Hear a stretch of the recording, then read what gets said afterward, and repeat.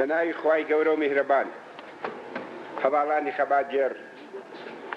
دۆست و خوشک و برایانی خۆشەویست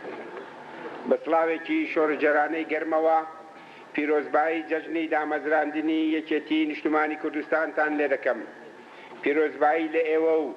کەسوکاری شەهیدە نمرەکان و سەرجەم کۆمەڵانی تێکۆشەری خەڵکی کوردستان دەکەم. لەم ڕۆژەدا سەری ڕێز و نەوازشش دادەنەوێنینەوە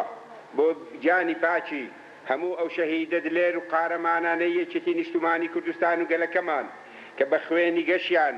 نەونەمامەکەی یەکێتی نیشتمانی کوردستانیان ئاودا و هێنایە بەر کە چەندین لاپەڕی پڕ لە سەروەری و شانازیان بۆ یەکێتی نیشتمانی کوردستان و تێکۆشەرانی تری ڕێگەی ڕزگاری و دیموکراسی لە مێژووی گەلەکەماندا تۆمار کرد کە بڵێسەی شۆشە نوێیەکەمانیان بە خوێنی گەشیان وا بەرز کردەوە تاک و ڕێگە و کوێرە ڕێی خەباتە دژوار و پڕ لە فیداکاری و درێژ خایەنەکەمانیان بۆ ڕوونکردینەوە و لە لادان و هەڵدێران و